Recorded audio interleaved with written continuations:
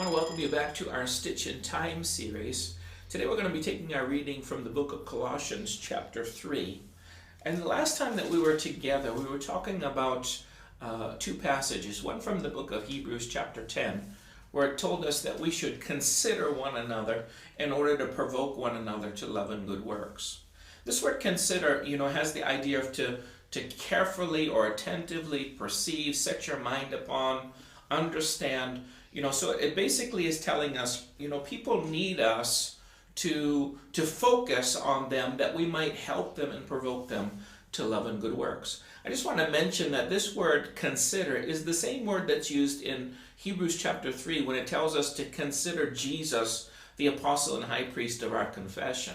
In other words, the attention that we're supposed to focus on Jesus, that level of attention and focus that we give to him when considering his ministry, the Apostle Paul is also writing to us in the book of Hebrews and says, now give that kind of attention to one another as well, that you might cause them to focus on love and good works. And so there's a lot of people that, feel like religious life is just simply focusing on the Lord. If I could just focus on the Lord.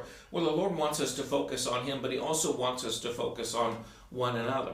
And so we find this passage in Colossians chapter 3, verse 13. It says, bearing with one another and forgiving one another as anyone has complaint against another, even as Christ forgave you, so also you must do.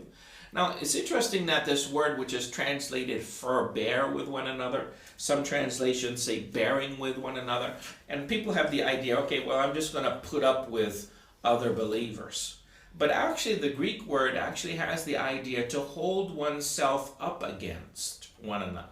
It has the idea of staking yourself to, this is what I believe Thayer's definition says, stake yourself to one another. It has the idea of using the strength that you have to actually hold someone up while they're becoming strong. Some have used the illustration of a tomato plant, that putting a stake next to a tomato plant so that it can become strong. And so the Apostle Paul is writing to them, and he's saying in verse 12, put on tender mercies, humbleness, gentleness, meekness.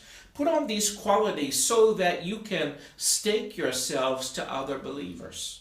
There are believers who are too weak to stand on their own. They may be going through a certain trial or test, or they just may be new in the faith, and they need someone to say, you know what, let me stake myself to them. I'm going to have to be loving and forgiving while I'm doing this. I'm going to have tender mercy and long-suffering while I do this. I'm not going to give up if the person that I'm trying to stake myself to give them strength may fail or sometimes be unkind to me while I'm trying to do this.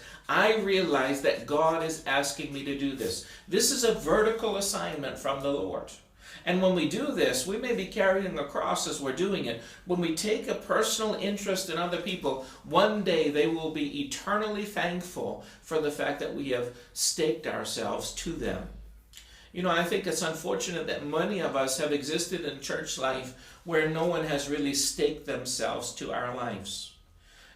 Or maybe you've gone through a period in your life and you say, there was no one during that time that really stuck with me or stayed with me or staked themselves to me. I have known that there have been really very traumatic times in my life, and I thank God that there have been individuals who through a series of words or through offering their prayers or through, I just knew that they were with me, have taken me through some very difficult times. And those times that they staked themselves to me meant more than, the books that I had read or the sermons that I had heard. At that time, I didn't need a sermon. I didn't need a book. I needed a person who would take the place of Jesus and reflect to me that God had a destiny for my life and not to give up. And I want to encourage you. Maybe you say, I didn't have those people in my life. Start the cycle in the right way. Take your vertical assignment and make a decision. I'm going to be one of those people. I'm going to set an example for others to follow.